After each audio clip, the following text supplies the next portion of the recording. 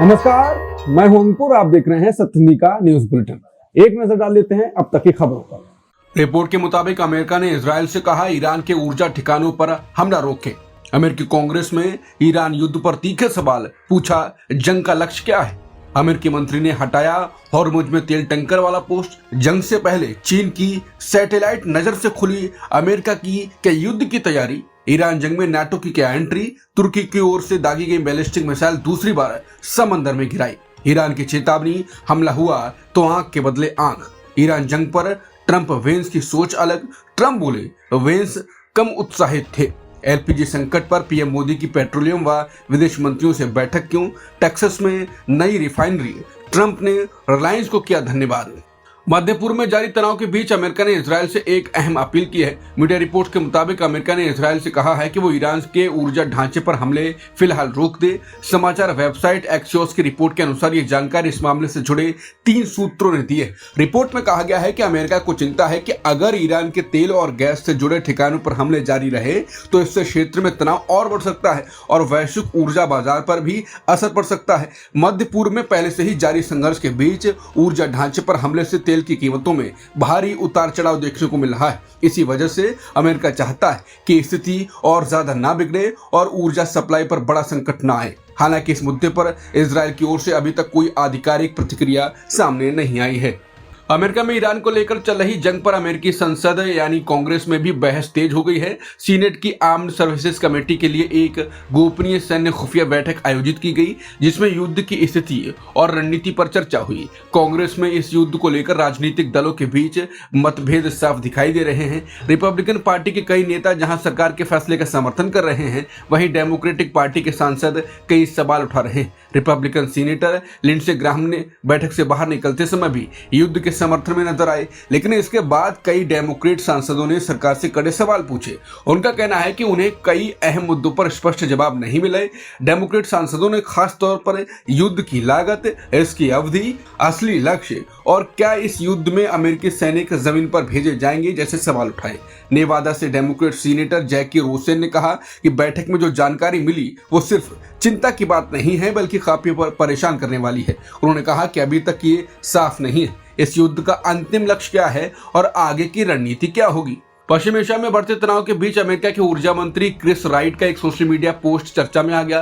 Chris right ने पहले social media platform x पर दावा किया था कि अमेरिकी नौसेना ने हॉर्मुज जलद मरुमध्य से गुजर रहे एक तेल टैंकर को सुरक्षा देते हुए आगे बढ़ाया। हालांकि अब उन्होंने ये पोस्ट हटा दिया। पोस्ट हटाने की वजह क्या है, इसे लेकर अभी तक कोई आधिकारिक स्पष्टीकरण नहीं हुआ, लेकिन इस दावे पर कुछ पत्रकारों और विशेषज्ञों ने सवाल उठाए थे जो लंबे समय से हॉर्मुज जलद मरुमध्य में अमेरिका की रणनीति और गतिविधियों पर नजर रखते रहे। उनका कहना था कि अमेरिकी ऊर्जा मंत्री का यह दावा पूरी तरह स्पष्ट नहीं था, जिसके बाद अब उनके पोस्ट को हटाने से नए सवाल खड़े हो गए। हालांकि व्हाइट हाउस ने कहा कि अभी तक अमेरिकी नौसेना ने हॉर्मुज जलद मरुमध्य से किसी भी जहाज को एस्कॉर्ट नहीं किया है। इस बयान के बाद ये साफ हो गया कि ऊर्जा मंत्री का पहले किया गया दावा सही नहीं था। मध्य पूर्व में अमेरिका, इजरायल और ईरान के बीच शुरू हुई जंग के बीच सैटेलाइट तस्वीरों को लेकर एक नया खुलासा सामने आया है। रिपोर्ट के मुताबिक युद्ध शुरू होने से कुछ दिन पहले ही इंटरनेट पर कई सैटेलाइट तस्वीरें सामने आने लगी थी, जिनमें अमेरिका और उसके सहयोगी देशों की सैन्य गतिविधियों को विस्तार से दिखाया गया था। इन तस्वीरों में इजरायल, सऊदी अरब, कतर, जॉर्डन और बहरीन में मौजूद अमेरिकी सैन्य ठिकानों, लड़ाकू विमानों और मिसाइल रक्षा प्रणालियों की जानकारी दी गई थी। खास बात यह थी, इन तस्वीरों पर अंग्रेजी नहीं बल्कि मंदारिन यानी चीनी भाषा में विस्तार से जानकारी लिखी हुई थी। इसमें विज्ञान के प्रकार, मिसाइल सिस्टम और सैनिकों की तैनाती तक को चिन्हित किया गया था। रिपोर्ट के अनुसार ये तस्वीरें चीन की एक artificial intelligence company Mijar vision ने ऑनलाइन जारी की थी। इस कंपनी में करीब 200 से भी कम कर्मचारी काम करते हैं। 20 फरवरी को आसपास जारी इन तस्वीरों में इजरायल के ओबदा एयरबेस पर तैनात अमेरिकी F-22 stealth fighter jet, Saudi Arab के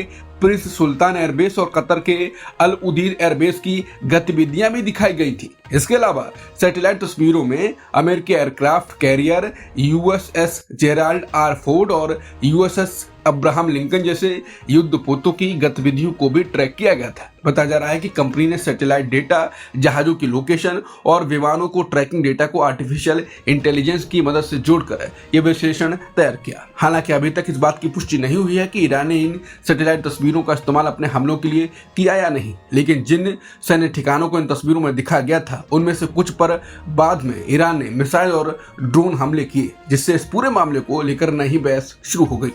मध्य पूर्व में बढ़ते तनाव के बीच एक महत्वपूर्ण सैन्य घटनाक्रम सामने आया है। नाटो की एयर डिफेंस प्रणाली ने ईरान से तुर्की की दिशा में दागी गई एक बैलिस्टिक मिसाइल को रास्ते में ही इंटरसेप्ट कर दिया। ये मिसाइल भूमध्य सागर के ऊपर ही नष्ट कर दी गई। इस घटना के बाद क्षेत्र में चर्चा तेज हो गई है कि क्या नाटो भी अब इस संघर्ष में सीधे तौर पर शामिल हो सकता है। बताया जा रहा है कि 4 मार्च को भी इसी तरह की एक मिसाइल को इंटरसेप्ट किया गया था, यानी एक हफ्ते के अंदर यह दूसरी बार है जब तुर्की की ओर आने वाली मिसाइल को रोका गया। तुर्की के रक्षा मंत्रालय के मुताबिक मिसाइल को सफलतापूर्वक नष्ट कर दिया गया, लेकिन उसके कुछ हिस्से दक्षिण पूर्वी तुर्की के गाजियान्तेप प्रांत में गिरे। गाजियान्तेप इलाका इंसरलिक एयरबेस से करीब 150 किलोमीटर दूर है, जहां अमेरिकी सेना के सैकड़ों सैनिक तैनात हैं। माना जाता है कि इस एयरबेस पर अमेरिका के परमाणु हथियार भी मौजूद हैं। ये इलाका क्यूरेसिक में मौजूद नाटो के एडवांस रडार सिस्टम से भी करीब 200 किलोमीटर दूर है, जिसका इस्तेमाल third anti ballistic missile defence system को सपोर्ट करने के लिए किया जाता है।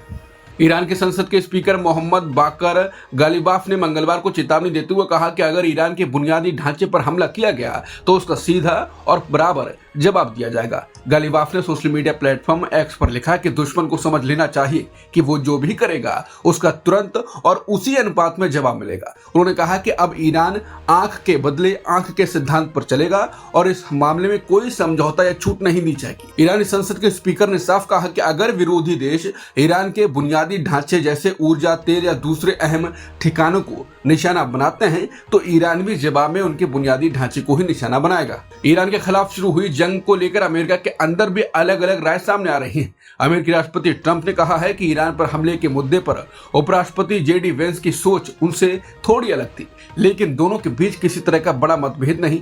फ्लोरिडा के डोरल में अपने गोल्फ क्लब में पत्रकारों से बात करते हुए ट्रंप ने कहा कि वेंस शायद इस कार्रवाई को लेकर थोड़े कम उत्साहित थे, लेकिन उन्हें लगा यह कदम उठाना जरूरी था। ट्रंप ने कहा कि मुझे लगा कि हमारे पास कोई दूसरा विकल्प नहीं था। दरअसल ईरान युद्ध को लेकर रिपब्लिकन पार्टी के अंदर भी बहस तेज हो गई है। पार्टी के कुछ नेता सवाल उठा रहे हैं कि यह कार्रवाई अमेरिका फर्स्ट नीति के साथ कितनी मेल खाती है। उपराष्ट्रपति जेडी वेंस को इस विचारधारा का बड़ा समर्थक माना जाता है, जिसमें अमेरिका को विदेशी युद्धों में उलझने के बजाय घरेलू समस्याओं पर ध्यान देना चाहिए। वेंस पहले भी कह चुके हैं कि अमेरिका को इराक और अफगानिस्तान जैसे लंबे युद्धों से सबक लेना चाहिए। हालांकि ईरान पर हमलों के बाद वेंस ने सार्वजनिक रूप से राष्ट्रपति ट्रंप के फैसले का समर्थन किया। भारत में एलपीजी गैस को लेकर संकट गहराता दिखाई दे रहा है। कई शहरों से गैस सिलेंडर की कमी, लंबी लाइनों और ब्लैक मार्केटिंग की खबरें सामने आ रही हैं। रिपोर्ट्स के मुताबिक मुंबई, बेंगलुरु और चेन्नई जैसे बड़े शहरों में गैस की कमी के कारण कई रेस्टोरेंट और होटल बंद होने लगे हैं। होटल एसोसिएशनों ने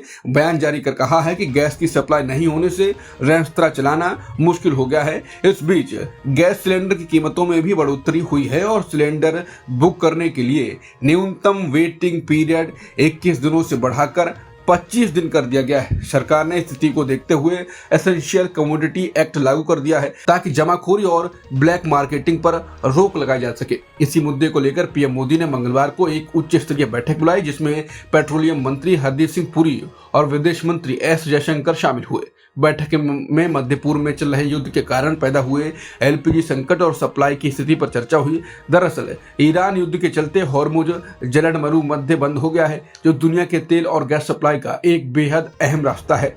भारत सरकार ने विदेशी निवेश यानी एफडीआई के नियमों में एक अहम बदलाव किया है। पीएम मोदी की अध्यक्षता में हुई केंद्रीय कैबिनेट की बैठक में फैसला लिया गया कि भारत की जमीन से सीमा साझा करने वाले पड़ोसी देशों के निवेशकों को कुछ राहत दी जाएगी। नए नियम के तहत अब इन देशों के निवेशकों को 10% तक गैर नियंत्रण वाली हिस्सेदारी के साथ निवेश करने की अनुमति ऑटोमेटिक रूट से मिल सकेगी। इसका मतलब है कि इतने निवेश के लिए पहले सरकार से अलग से मंजूरी लेने की जरूरत नहीं होगी। भारत की सीमा से जुड़े देशों में चीन, पाकिस्तान, बांग्लादेश, नेपाल, भूटान, म्यांमार और अफगानिस्तान शामिल हैं। इनमें से सबसे ज्यादा निवेश चीन से आता है। हालांकि विशेषज्ञों ने इस फैसले को लेकर कुछ चिंताएं भी जताई हैं। उनका कहना है कि इससे विदेशी कंपनियों, खासकर चीन कंपनियों को भारत में निवेश करना आसान हो जाएगा। गौरतलब है कि 2020 में गलवान घाटी में भारत और चीन के बीच हुई झड़प के बाद सरकार ने नियम सख्त कर दिए थे। उस समय जारी किए गए प्रेस नोट के तहत इन पड़ोसी देशों से आने वाले हर निवेश के लिए सरकार की मंजूरी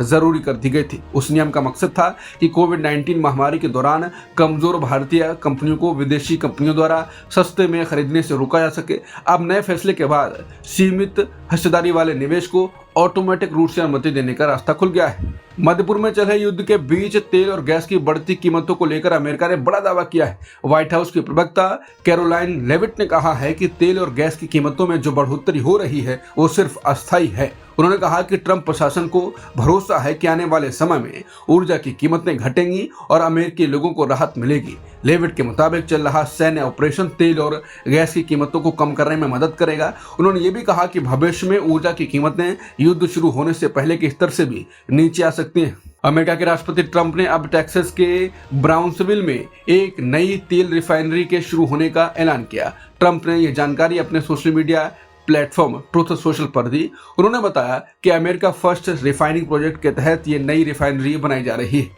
राष्ट्रपति ट्रंप के मुताबिक ये रिफाइनरी अमेरिका के ऊर्जा बाजार को मजबूत करेगी, राष्ट्रीय सुरक्षा को बढ़ाएगी और ऊर्जा उत्पादन को भी बढ़ावा देगी। ट्रंप ने कहा कि इस प्रोजेक्ट से अमेरिका अर्थव्यवस्था पर अरबों डॉलर का सकारात्मक असर पड़ेगा और ये दुनिया की सबसे साफ यानी सबसे पर्यावरण अनुकूल रिफाइनरी होगी। अपने संदेश में ट्रंप ने भारत की ऊर्जा कंपनी रिलायंस का भी खास तौर पर धन्यवाद दिया। उन्होंने लिखा कि भारत के साझेदारों और उनकी सबसे बड़ी निजी ऊर्जा कंपनी रिलायंस को इस बड़े निवेश के लिए धन्यवाद। मध्यपुर में जारी संघर्ष के बीच अमेरिकी सैनिकों के घायल होने को लेकर नई जानकारी सामने आई। पेंटागन के प्रवक्ता शॉन पार्लेन ने एक बयान में बताया कि हालिया हमलों में अमेरिका के कई सैनिक घायल हुए हैं, लेकिन इनमें से अधिकांश चोटें मामूली हैं।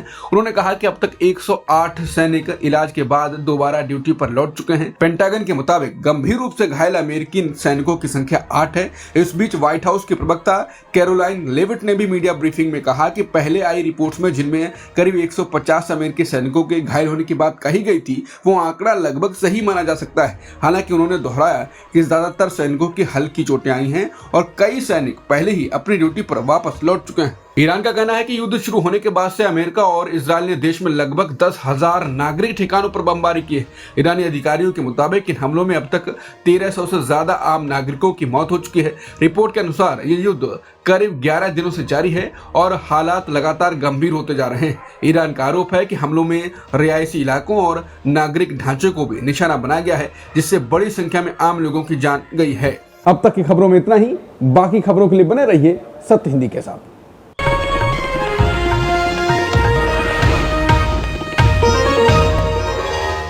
Copyright disclaimer under Section 107 of the Copyright Act 1976. Allowance is made for fair use for purposes such as criticism, comment, news reporting, scholarship, and research. Fair use is a use permitted by copyright statute that might otherwise be infringing.